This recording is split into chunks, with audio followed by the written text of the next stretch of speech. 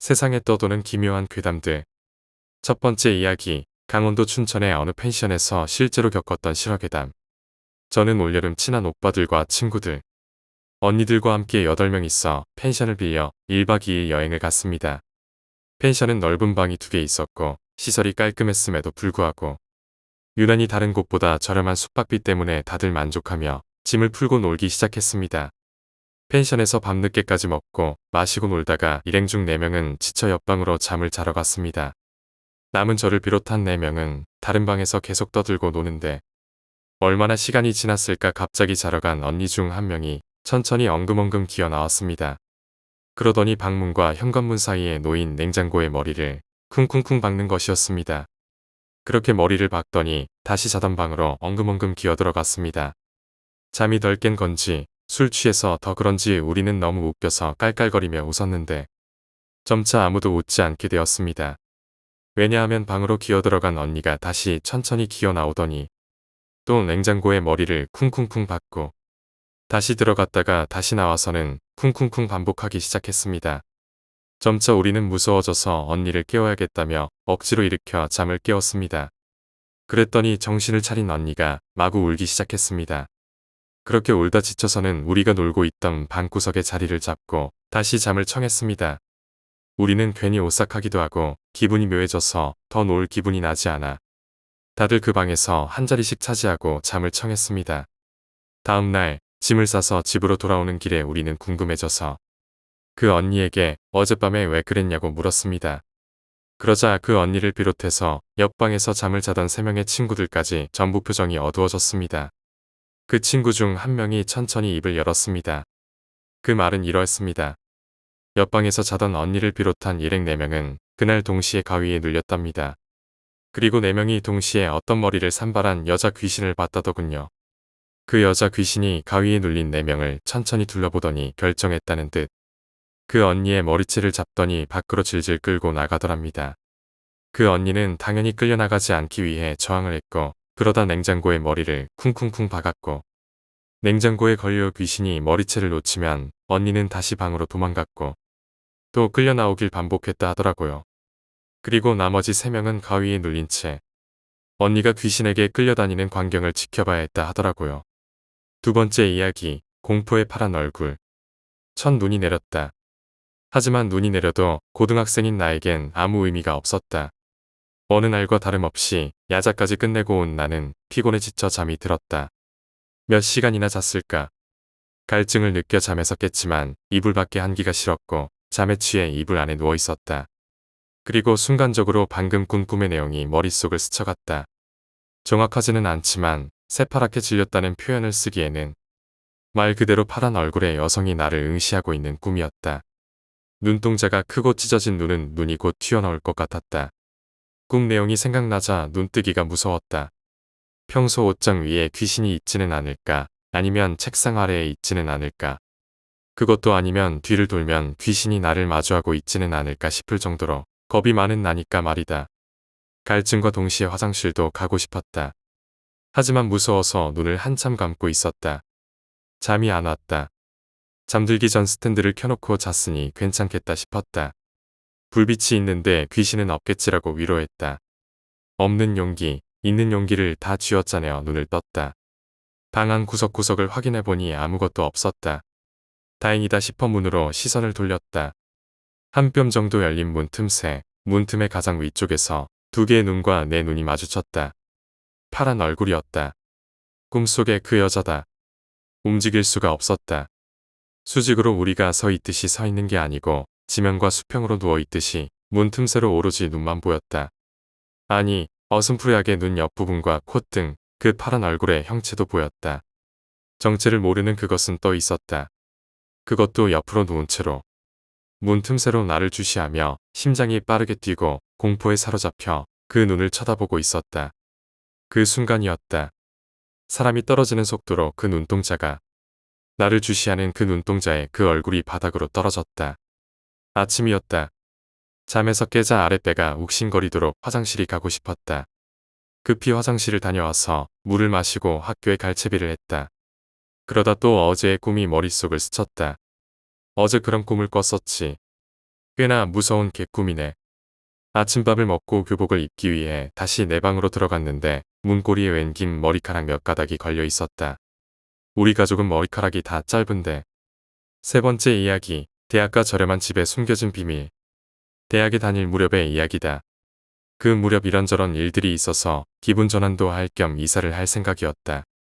학교 옆에 있는 부동산에 찾아가서 대학 주변의 빠삭한 아줌마에게 조건에 맞는 집이 있는지 물어봤다. 그 조건이라면 서너 곳 정도는 있어. 하지만 이런 물건도 있어. 하며 서랍에서 봉투를 꺼내 그걸 뜯어서 나에게 건네줬다. 안에는 어느 집에 관한 설명이 있었다. 역에서 걸어서 2분, 대학교까지는 걸어서 20분 거리였다. 집세는 월 3만 원에 보증금과 사례금은 없었다. 주차장도 따로 있는 집이지만 별도의 사용료가 없었다. 지은 지 꽤 오래된 집이었지만 방도 넓고 서랍장도 있었다. 그리고 화장실과 욕실도 따로 있고 부엌도 꽤 넓어 냉장고와 세탁기를 놓을 자리가 있을 정도였다. 작지만 정원까지 딸린 건물 2개가 딱 붙어있는 형태의 집이었다. 아무리 봐도 이렇게 좋은 조건인데 저렇게 싼 집세로 나올 리가 없었다. 뭔가 수상하다 싶어서 아줌마에게 물어보자 부침성 좋던 아주머니의 얼굴이 어두워졌다. 보통 사람에겐 추천하기도 힘든 곳이긴 하지. 의미심장했다. 무언가 안 좋은 사정이 있는 집일 거라 느껴 자세히 물어보자 역시나였다. 지난번 살던 사람은 사흘 만에 집을 나왔고 그 전 사람은 나흘, 그 전 사람도 마찬가지였다. 다들 입주하고 며칠 지나지 않아 어째서인지 집에서 나와 도망쳤다는 것이었다. 집주인 입장에선 그냥 두기 아까우니 싼 집에라도 걸어 내놓았지만 부동산 입장에서도 소문이라도 나면 곤란하니 웬만해서는 추천을 안 한다는 것이었다. 기분 나쁜 예감은 있었지만 일단 워낙 집세가 저렴한 데다가 아줌마도 집주인 볼 낯이 없다며 간곡히 부탁을 해서 입주하기로 결정했다. 그 자리에서 서류 작업을 마치고 다음 날 입주하기로 했다. 이미 이사 준비는 대충 끝나 있었기에 친구의 도움을 받아 반나절 만에 이사를 끝내고 저녁엔 집들이를 겸해 술판을 벌였다. 하지만 밤이 깊자 다들 돌아가 버렸고 혼자가 되었다. 걱정과는 달리 입주 당일 밤에는 아무 일도 일어나지 않았다. 하지만 입주 후 사흘째 되는 밤이었다. 아직 기사가 오지 않아서 인터넷 연결도 안 되고 조금 이른 시간이지만 잠자리에 들어 평소처럼 휴대폰을 만지작거리며 잠이 오기만을 기다렸다. 시간은 새벽 2시를 지나고 있었다. 빠드득하고 무언가가 벽을 긁는 것 같은 소리가 났다. 주변에서 뭘 하나 싶었지만 소리가 나는 건 옆집과 맞닿아 있지 않은 벽이었다.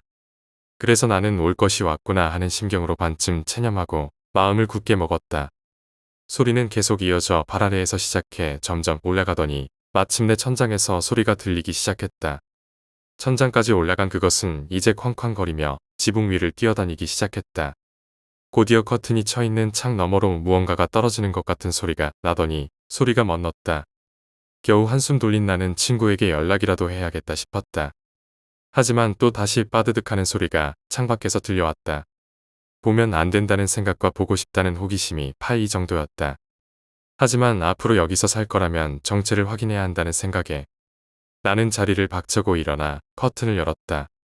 그러자 창밖에는 기묘하게 긴 손을 가진 긴 머리카락을 한 것이 가만히 손목을 바라보며 벽에 손을 대고 묵묵히 긁어대고 있었다.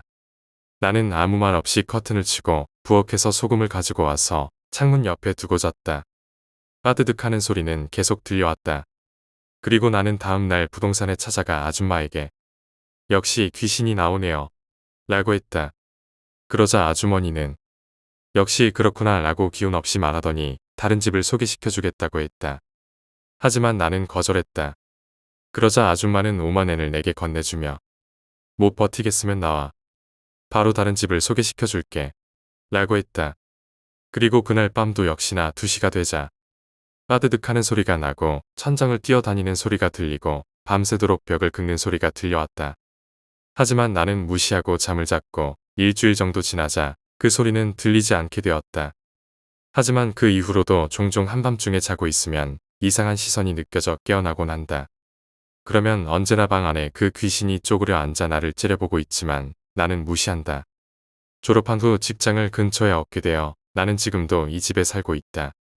솔직히 내 입장에서는 무척 만족스러운 집이다. 네 번째 이야기, 시골 자택의 심야에 나타난 여자아이. 전 직업상 심야, 늦게까지 자택에서 작업하는 일이 많습니다. 그런 어느 날의 심야, 문득 창에 무언가가 부딪히는 소리가 났습니다. 제 자택이 시골이라 바람에 휘말린 벌레일 수 있다고 생각했겠지만 그때는 한겨울이었습니다. 벌레가 모두 사라진 시기. 의아하게 생각한 저는 방의 환기라도 시킬 겸 창을 열어 밖을 내다보았습니다. 창 앞엔 여자아이가 등을 돌려 서 있었습니다. 어린아이의 나이는 초등학생 고학년 정도였고 한밤중이라고 해도 벌써 새벽 1시가 지난 시간이었는데 마을 거리엔 편의점이나 자판기마저도 없는 곳이었습니다. 무슨 일로 이런 밤중에 돌아다니는 건가 생각하는 그 찰나 고개를 숙이고 있던 여자아이가 돌연 이쪽을 뒤돌아보았습니다. 그리고 시선이 마주쳤습니다. 흠칫 놀란 저는 곧 살짝 웃어준 뒤 창을 닫고 자기로 했습니다. 사실 좀 무서웠지만 심령현상을 겪어본 일이 없는 저는 그대로 자기로 했습니다. 그리고 아무 일도 일어나지 않고 아침을 맞이했습니다. 어제의 아이는 도대체 뭐였을까? 부모님이 부부싸움이라도 한 걸까? 라고 생각했고 다시 일에 집중하다 보니 어느새 또 한밤중이 되었습니다. 그리고 다시 어제 그 일을 겪은 시간이 되었고 그 일이 문득 생각나서 커튼을 열어 다시 밖을 보았습니다. 창문엔 무수한 아이들의 손바닥 자국이 묻어 있었습니다. 그리고 그것들은 모두 안쪽에서 난 자국이더군요. 그리고 창에 비친 내 방 안엔 그 여자아이가 서 있었습니다. 5번째 이야기, 장례식장에서 들려온 이상한 목소리. 누구의 장례식장이었는지 정확히 기억나지 않아요. 너무 어릴 때라 잘은 모르겠지만 가족이나 친척은 아니었어요. 그리고 저는 그때 너무 어려서인지 장례식장의 한켠에 딸린 작은 구석방에서 혼자 장난감을 가지고 놀았어요. 그곳은 장례식장에 오래 머무는 사람들이 잠시 휴식을 취하거나 잠을 자는 용도로 쓰이는 방 같아 보였지만 실제로 그 방을 사용하는 사람은 거의 없었어요. 때문에 그 방은 그냥 외투를 놓거나 하는 용도로 쓰였던 것 같아요. 저는 외동인데 부모님이 저를 딱히 맡겨 놓을 곳도 없으셔서 장례식장에 데려왔어요. 제 또래 아이들이 없어서 부모님은 이리저리 신경 쓰시느라 제게 신경을 못 써주셨어요. 낯선 사람들밖에 없는 그곳에서 어머니는 장난감과 동화책 몇 권을 주시고는 그 작은 방으로 들어가 있으라고 하셨어요. 그때가 한겨울이었는데도 불구하고 장례식장과 달리 방 안이 왠지 모르게 따뜻했던 걸로 기억해요. 사람들의 외투만 정신없이 늘어져 있는 그곳에서 저는 동화책을 읽고 장난감을 가지고 놀았어요. 사실 죽음이라는 개념도 아직 잘 모르고 장례식장에 대한 두려움은 크게 없어서 무서운지도 몰랐어요. 그러다 조금 심심해져서 그냥 방 안을 멍하니 구경하고 있었는데 갑자기 방문이 조심스럽게 열리더니 어떤 아주머니의 얼굴이 살짝 보였어요. 별다르게 기억나는 건 없고 특징이라면 오히려 지나치게 평범한 것이 특징이었달까요. 그냥 어디서나 볼 수 있을 것 같은 흔한 아주머니였어요. 그리고 표정이 아주 상냥하셨던 것 같아요. 아주머니는 고개를 문 사이로 살짝 내민 채 웃으며 저에게 물으셨어요. 여기서 뭐해? 저는 별 생각 없이 지금 책 읽고 있어요. 하며 어머니가 주신 동화책을 보여드렸어요. 그러자 아주머니가 칭찬을 해주시고 또 웃으며 물으셨어요. 배고프지 않아? 그 말을 듣고 보니 약간 배가 고프다는 생각도 들어서 그냥 그렇다고 대답했어요. 그럼 아줌마랑 밖에 나가서 뭐 좀 먹자. 아까부터 여기 계속 있었잖아. 아줌마랑 가자. 그 아주머니가 제가 여기에 계속 있었다는 것을 어떻게 아셨던 걸까요? 지금 생각하면 이상하지만 그땐 역시 별 생각 없었어요. 하지만 저는 꽤 낯을 가리는 성격이라 낯선 사람들이 많은 곳에 나가고 싶은 생각이 별로 없었어요. 제가 고개를 저으며 나가지 않겠다고 하자 아주머니는 표정에 변화도 없는 채로 아줌마랑 가자 라고 했어요. 그리고 계속했어요. 그 말만 계속, 억양도 속도도 아무것도 변하지 않은 채 마치 자동 재생기를 틀어놓은 것처럼 아줌마랑 가자, 아줌마랑 가자라고 했어요. 그때쯤 되자 저도 무언가 이상하다는 생각이 들었고 저는 그제야 아주머니께 아줌마 누구예요?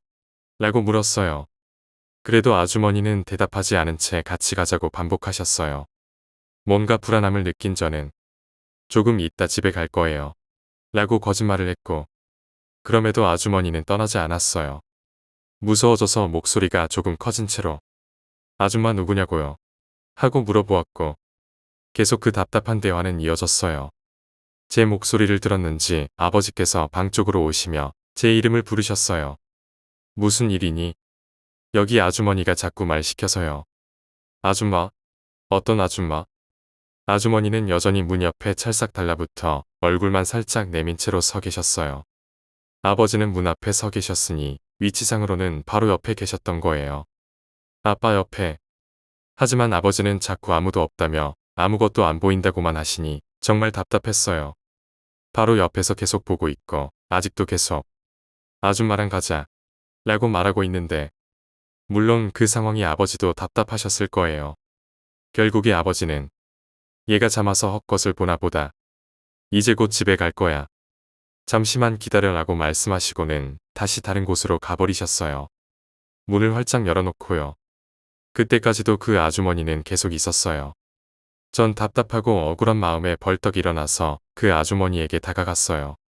그리고 그때 놀라운 사실을 발견했어요.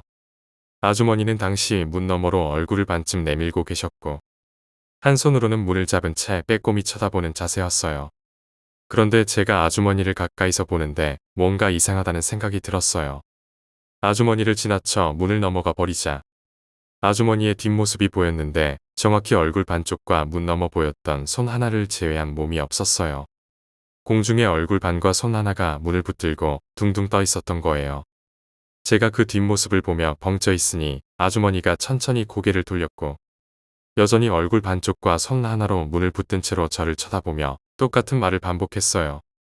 아줌마랑 가자, 아줌마랑 가자.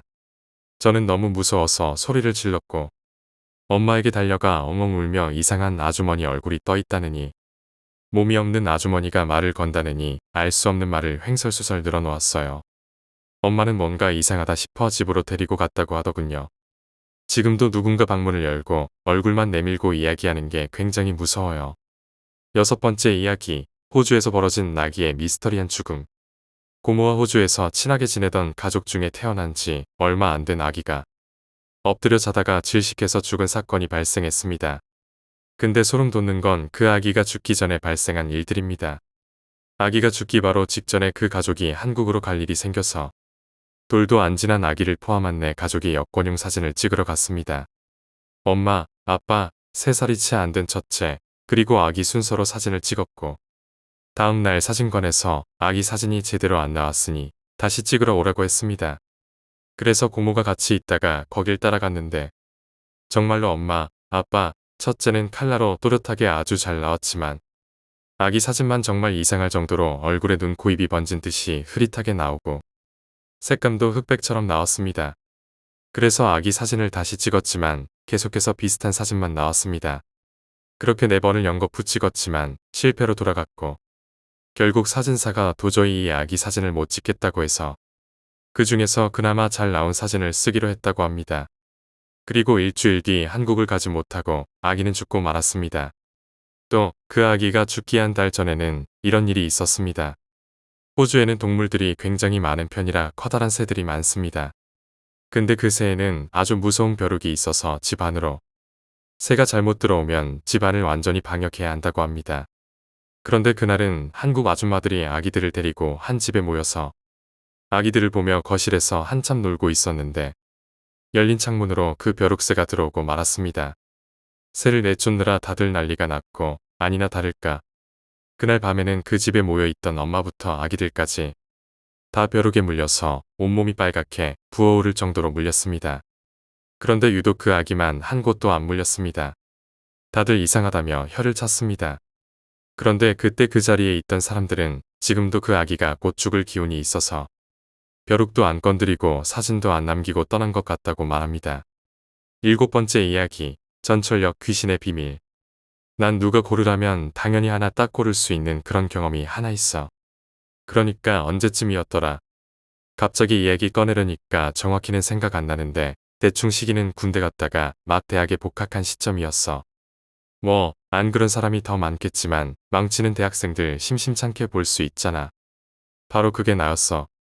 자랑은 아니지만 당시엔 노는데 바빠서 생각 없이 살다가 이대로면 졸업 못하겠다 싶어서 뒤늦게 정신 차린 케이스였어. 학점이 아슬아슬하던 차여서 나름대로 열심히 공부했어. 언제는 과제 때문에 학교 도서관에 갈 일이 생겼는데 아직 이른 오전인데도 사람들이 있더라고. 나는 공강이라 그날은 꽤 여유롭게 다녔어. 집에서 천천히 나와 전철을 타러 갔어. 카드에 돈이 다 떨어져서 충전하고 계단을 내려가며 핸드폰으로 노래를 트는데 그게 화근이 될 줄은 몰랐어. 너희도 꼭 계단에서 내려갈 땐 딴짓 말고 계단에서 다 내려가고 나서 해.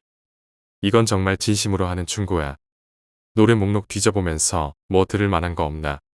대부분 계속해서 들었던 거라 질리는데 하면서 목록 내려보는데 갑자기 누가 옆을 획 하고 지나가는 거야.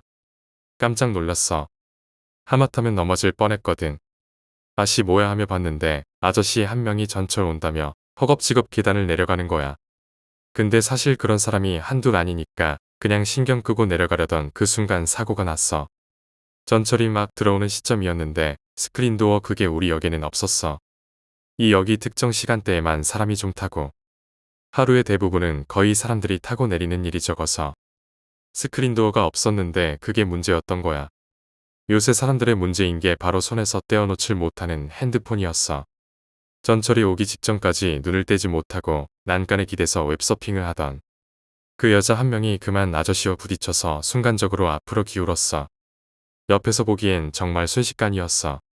나랑 비슷한 또래 대학생으로 보이는 여자였는데 하는 순간에 앞으로 고꾸라지더니 그대로 들어오던 전철의 머리를 부딪혔어.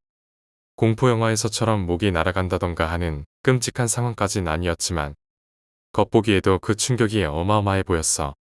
순식간에 사람들 몰려와서 웅성대고 어떻게 해야 하나 하다가 한참 뒤에야 구급차가 왔고 여자를 데려갔어. 나도 워낙에 놀라서 벌벌 떨다가 학교에 가서야 진정을 했는데 간간히 그 장면이 떠올라 집중을 할 수 없었다. 그래서 하던 과제를 거의 끝내놓고 집에 가서 마무리 짓기 위해 자리에서 일어났는데 갑자기 연락이 끊겼던 친구에게 연락이 와서는 자기 제대했다고 만나자고 하더라. 어차피 과제도 거의 다 끝내놨으니 나도 반가워서 만나자고 약속한 뒤 그곳으로 갔어. 가서 이런저런 이야기들도 주고받으면 이 부대가 어떻니 내 부대가 어떻니 하며 진부한 이야기를 나누다가 자정이 다 되어갈 때 서로 일어났어. 집에 돌아가기 전 화장실을 가는데 아까 낮에 있었던 사건으로 간주되는 이야기가 들렸어. 그래서 어떻게 됐대? 죽었다던데. 뇌진탕으로.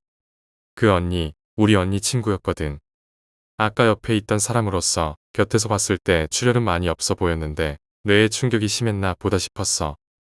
장소가 좀 아니긴 했지만 고인의 명복을 빌어주며 밖으로 나왔다. 나중에 보자. 연락 좀 자주 해. 그렇게 인사하고 전철 타려고 역으로 갔는데 낮과는 다르게 역에 사람이 한 명도 없었어. 안 그래도 그 일 때문에 무서운데 분위기가 한층 더 음산했어. 술 기운으로 괜한 배짱 부리며 막차 올 때까지 딴청 피웠어. 부르지도 못하는 어려운 노래도 따라 불러보고 그러다 사람 오나 싶어 계단도 한 번씩 쳐다보고 한 10분가량 기다리니 열차가 왔어. 노래나 들으며 가려고 핸드폰을 꺼내며 난간에 기댄 채로 열차를 기다렸어. 열차가 들어오고 있습니다. 안전선 안쪽으로 한 걸음 물러나 주십시오. 성우 목소리를 한 귀로 흘리면서 핸드폰을 켰는데 전원이 들어오질 않았어. 이거 왜 이래? 벌써 배터리가 다 될 리가 없으니까 핸드폰을 이리저리 흔들면서 검은색 액정만 바라보는데 순간 액정에 나 말고 다른 얼굴 하나가 비쳤어.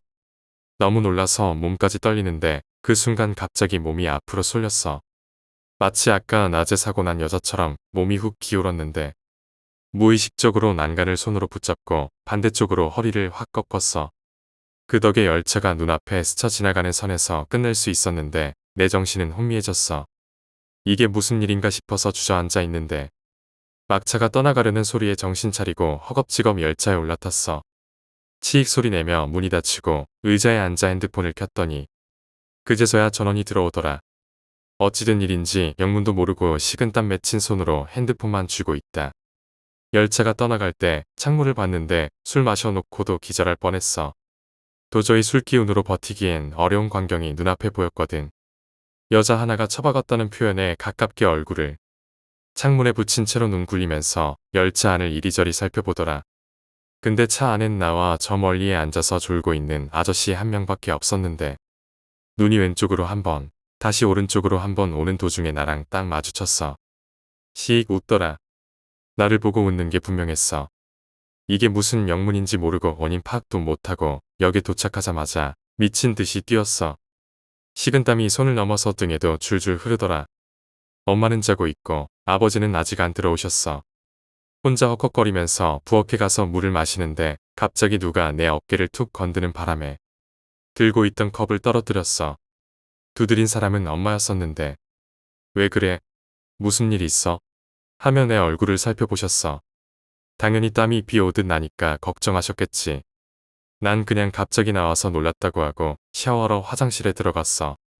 불 켜고 땀에 젖은 옷들 한쪽으로 치워두고 안에 들어가 샤워를 하는데 뜨거운 물이 닿으니까 좀 낫더라. 마음이 조금 진정됐어. 눈 감고서 오늘 있던 일 천천히 정리를 해보는데 아까부터 계속 역에서 있던 일이 떠올라 진정될 만하면 가슴이 방망이질 쳤어. 그 여잔 누구였을까? 그 역에 귀신이 나타난다던 소문은 못 들었는데 뭘까? 그냥 요새 공부하는데 피곤한 데다가 술까지 마셔서 환각을 본 건가?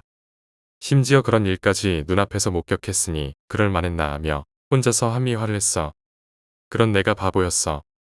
이제 머리만 감고 마무리하려고 샴푸 한번 쭉 짜내서 머리에 거품 내고 물을 트는데 물이 안 나오는 거야. 짜증을 내면서 가늘게 실눈을 뜨고 샤워기를 집어서 물 나오도록 흔드는데 물줄기는 안 나오고 물방울만 뚝뚝 떨어지는 거야. 요상하게도 물방울이 너무나도 차가웠어. 근데 자세히 보니 샤워기에서 떨어지는 물방울이 아니었어. 좀 더 위에서 거의 꼭대기에서 고드름 타고 떨어지듯 내려오는 물방울이었어. 꼭 온도마저 얼음에서 나온 듯이 차가웠어. 차마 고개를 들지 못했어. 무언가가 닿는 촉감이라곤 물방울밖에 없었지만 확실한 기척이란 게 있었으니까 침 넘어가는 소리가 화장실에 울려 퍼지는 것 같았어. 이대로 있을 수도 없는데 어떻게 할까? 그냥 미친 척하고 엄마가 계신 안방으로 뛰어나갈까? 근데 문이 안 열리면 잡다한 생각을 하고 있는데 실눈으로 빛이 사라지는 게 보였어. 두세 번 정도 껌뻑이더니 이내 화장실 불이 픽 하고 나가버리더라. 어두컴컴한 화장실에 혼자 남아있었어. 아니 정확히 혼자는 아니었을 거야.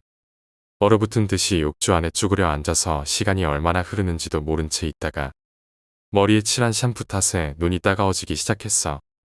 그제서야 갑자기 불이 켜지고 물이 촤악하고 뿜어져 나왔어. 헹구는 듯 마는 듯 마무리를 짓고 밖으로 나오면서 느꼈어. 내가 예사 일에 휘말린 게 아니구나 하고. 그날 군대까지 제대한 놈이 무서워서는 엄마 방으로 기어들어가서 잤어. 엄마는 나이 먹고 갑자기 왜 어리광이냐며 한 소리 했지만 난 꽤 긴박한 상황이었어. 아침이 되고 핸드폰 알람이 울리는데 그 알람 소리가 어찌나 원망스러운지 말로 표현을 못하겠더라. 울며 겨자 먹기로 화장실에 씻으러 갔는데 세수도 제대로 못했어. 물티슈로 대충 닦고 못 감은 머리는 모자로 감췄어. 역 입구에 가서는 공황장애 걸린 사람 마냥 계단 한 칸 한 칸 올라갈 때마다 주위를 두리번거렸어. 겨우 안에 들어가 열차를 기다릴 때엔 다행히 주위에 사람이 있어서 그나마 좀 낫긴 했는데 그 점 알뿐이지 두려움은 여전했어. 열차가 도착하고 안으로 들어갈 때까지 긴장은 풀리질 않았는데 다행히 아무 일도 일어나질 않아서 마음 놓고 열차에 탔어. 그렇게 긴장이 풀렸을 때 고개 숙이고 순서 맞춰서 차 안으로 들어가는 내 시야에 검은 머리카락이 스쳐가는 게 눈에 보였어. 피가 찐득하게 묻어있던 머리카락. 난 생각 없이 들어가서 앉으려다 의자 앞에서 멈춰섰어. 내 마음을 모르는 열차는 문을 닫고 출발했어. 이상한 자세로 자신 앞에 서 있으니 불쾌했던 건지 앉아있던 여자는 다른 좌석으로 자리를 옮기더라. 난 천천히 고개를 돌렸어. 어제랑은 좀 다르게 닫히는 문 건너편에 서서 이쪽을 보고 진짜 거짓말 안 보태고 입이 귀까지 찢어질 정도로 웃더라. 예전에 도시괴담에서 자주 등장했던 빨간 마스크를 보는 느낌이었어. 난 자리에 앉았는데 그 모습이 주변에서 보면 털썩 주저앉듯이 앉았어. 그날 학교 수업은 말 그대로 공쳤어. 귀에 들어올 리가 없었어. 학점이 중요하단 걸 알면서 교수가 뭐라 하는지 귀에 하나도 들어오질 않았어. 결국 마무리 짓지 못한 어중간한 과제를 보고 나서야 오늘 하루를 얼마나 무기력하게 보냈는지 깨달았어. 이게 만약 계속된다면 언제까지 계속될까? 아니 그 전에 내 정신은 멀쩡할 수 있을까? 걱정이 찾아오는 밤처럼 나를 엄습했어. 그러다 근본적인 생각에 닿게 됐어. 그 여자는 누굴까? 돌이켜보면 처음 그 여자가 나타났던 역과 오늘 내가 학교에 오기 위해 열차를 탔던 역은 다른 역이었어. 그런데도 나타났다면 단순히 그곳에 머무는 귀신은 아닐 텐데 왜 나를 따라다니는 걸까? 차분히 생각하다 보니 마치 퍼즐이 완성되듯이 서서히 앞뒤가 보이기 시작했어. 내가 뭔가를 잊고 있었던 거야. 처음 그 귀신이 나타난 날. 그날 있었던 일들. 내 앞에서 머리를 박고 죽은 여자. 그 여자가 죽기 직전 마지막으로 봤던 사람이 누구였을까? 아마 타이밍으로 볼 때 자신을 스쳐 지나간 아저씨보다는 계단에서 막 내려오던 내가 보였던 걸까? 그렇다면 죽어가던 그 여자가 마지막 순간에 가장 원망하던 사람은 누구였을까? 그제야 이런 상황이 왜 벌어지는지 파악이 된 거야. 이 상황을 어떻게 해야 할지 머리를 쥐어뜯듯 감싸쥐고 고민을 하는데 갑자기 전화가 왔어. 얼굴 본 지 얼마나 됐다고 친구에게 전화가 온 거야. 바쁘냐? 미칠 것 같아. 뜻밖의 대답에 왜 그러냐고 하길래 울먹이듯 횡설수설했더니 녀석이 만나자고 하더라. 지난번에 봤던 거기서 기다리고 있는다기에 약속 시간보다도 먼저 가서 기다렸어.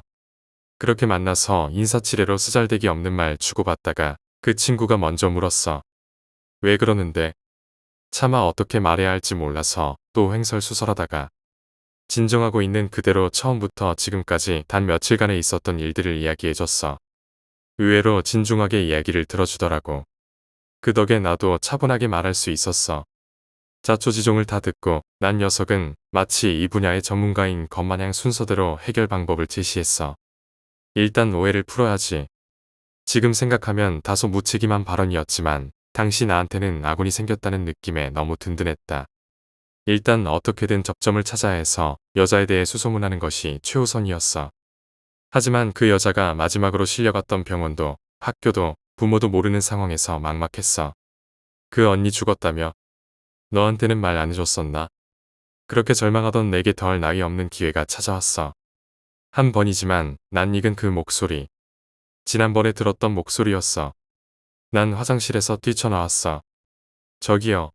잠시만요. 갑자기 화장실에서 뛰쳐나와 말 거니까 당황해하더라. 얼마 전에 열차에 머리 부딪혀서 돌아가신 분 아시죠? 죄송한데 제가 건너 아는 분인데 그때 찾아뵙질 못해서요. 혹시 그분 학교나 이름이라던가 아시는 거 있으면 알려주실 수 있나요? 꽃이라도 들고 찾아뵈려고요. 다행히 경계가 풀려 여자의 주소를 알아낼 수 있었고 친구에게 말하니 당장 가자고 하더라. 근데 전철 탈 용기가 나질 않았어. 그러니 친구가 자기랑 같이 타면 괜찮다는 거야. 무슨 말이냐니까 타보면 안다는 거야. 그래서 그 친구랑 같이 전철에 탔는데 정말로 여자가 안 나타났어. 이게 어떻게 된 일이냐니까 그 녀석이 말한 적 없던 집안 이야기를 들을 수 있었어. 알고 보니 집에 신기가 있었기 때문에 내 이야기를 진지하게 들어줬었고 자신은 가족들과 달리 연기가 세서 귀신이 함부로 접근 못한다더라. 녀석 덕분에 일이 예상밖에 수월하게 진행되었어. 아파트에 도착해서 초인종을 누르기까지 나는 이게 올바른 행동인가에 대해 고민에 빠졌는데 친구가 초인종을 눌러버렸어. 그렇게 준비도 안 된 상태로 문이 열리는데 초췌한 아주머니 한 분이 문을 열고 나오셨어. 나는 들고 온 국화꽃을 내밀었어. 그러자 아주머니가 날 물끄러미 보다가 안으로 들어오라면서 문을 열어주셨어. 안으로 들어가서 무슨 말을 해야 할까 생각하는데 갑자기 친구가 먼저 입을 열었어.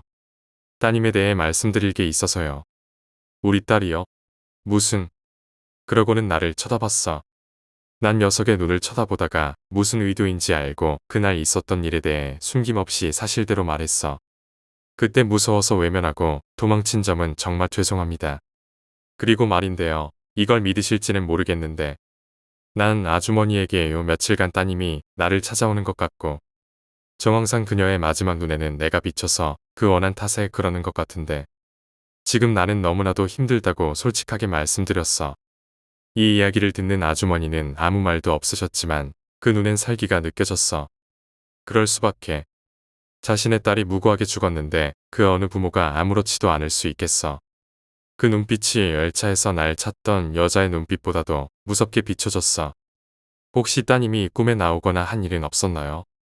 옆에서 내가 말하는 걸 보고 있던 친구가 아주머니에게 물었어. 그러자 아주머니는 고개를 저었어. 요새 오히려 딸 생각 때문에 잠을 못 주무셨다고 하셨어. 그러면서 눈을 감고 잠시 무슨 생각을 하시더니 뭔가가 떠올랐는지 소리치시며 눈을 번쩍 뜨셨어. 제가 아이가 하나 더 있거든요. 늦둥이 남자애가 하나 더 있는데 그 애가 최근에 누나 이야기를 했다고 했다. 지금은 학원에 가서 조금 있다가 온다기에 기다릴까 했는데 친구가 괜찮다며 자리에서 일어났다. 역에 가면 CCTV가 있을 거예요. 그 말을 마지막으로 우린 그 집에서 나왔어. 그 후로 나는 집에 돌아가 친구가 말한 대로 방 밖으로 나가지 않고 무언가가 비칠 만한 창문과 거울은 모두 가렸어. 밤 10시가 지났을 때는 잠을 잔다 말하고 방문을 꼭 걸어 잠갔어. 아직 오해가 풀리지 않은 이상 너는 여자에게 있어서 원한에 타겟일 테니. 섣부른 행동을 삼가라기에 입을 뒤집어 쓰고 그 안에서 웅크리고 있었어. 그러고 숨어 있는데 뜬금없이 휴대폰이 울렸어. 시간은 12시가 다 되어 갈 무렵이어서 이 시간에 누가 전화를 하나 하고 봤더니 친구더라. 아까 못한 말이 있었나 하고 전화를 받았어. 지직거리는 음성 때문에 말소리가 잘 안 들렸어. 하지만 내 입에선 저절로 말이 나왔어. 신발. 그만 소름 끼쳐서 휴대폰을 저 멀리로 집어 던졌어. 그러자 스피커폰처럼 전화기 넘어 목소리가 방 안에 울려 퍼지기 시작했어. 왜 자신을 밀었냐는 것일까? 나는 안 밀었다고 소리치고 싶지만 이불 밖으로 얼굴을 드러낼 수가 없었어. 그녀를 자극하는 건 좋지 않은 행동일 거다 싶어서 그녀의 원망 섞인 목소리를 들어야 했어. 몇 분이나 통화가 지속됐을까? 한순간에 주변이 조용해졌다. 이제 끝난 걸까? 난 조심스럽게 이불 밖으로 머리를 내밀었다. 언제나 호기심은 사람을 망쳐왔다. 이때도 예외는 없었다. 늘어지는 듯한 목소리가 다시 휴대폰에서 나오기 시작했다. 그러더니 내가 가려뒀던 방 안의 온갖 물건들이 흔들리기 시작했다. 마치 지진이라도 난 것 마냥 책상 위부터 그리고 벽에서 그리고 내 바로 머리맡에서 덜덜덜덜 흔드는데 누군가 손으로 잡고 흔드는 것 같았다. 소리를 지르며 창문에서 떨어졌지만 진동은 멈추질 않았다. 그리고 그녀의 목소리도 테이프를 반복 재생하듯 같은 말이 멈추지 않고 울려 퍼졌다. 왜 밀었냐고. 내가 안 했다고 이년아. 나도 모르게 분노에 차서 소리를 질러버렸다. 그러자 방 안을 흔들던 진동도 그녀의 목소리도 전부 사라져 버렸다. 잠시 뒤 흐느끼는 듯한 소리가 들리는 것 같았지만 곧바로 사라졌다. 다음 날 아침에 아주머니에게서 연락이 왔다. 건네드렸던 연락처를 다행히도 간직하고 계셨는지. 이른 아침에 전화해서 미안하다며 지금 CCTV를 확인하고 경찰서에 가고 있다는 말을 하셨다. 어젯밤에 아들이 꿈을 꿨대요. 누나가 미안하다고. 더 챙겨줬어야 하는데 너무 미안하다고. 그랬다나 봐요. 말을 잇는 아주머니는 울음을 참는 게 건너편에서도 느껴졌다. 여자는 동생에게 미안하다는 말과 부탁한다는 말을 동시에 남기고 꿈에서 사라졌다고 한다. 하지만 아직 모든 게 끝난 것이 아니기에 나는 이번엔 긴장을 풀지 않았다. 다행히 범인은 며칠 지나지 않아 잡혔지만 범인이 잡히기까지 며칠. 나는 죄 지은 사람 마냥 어딜 가든지 간에 친구와 함께 있었을 때 빼고는 겁에 질려서 다녀야 했다. 이 일이 있고 난 뒤로는 나는 전철을 탈 땐 항상 다른 짓 하지 않고 주변을 살핀다.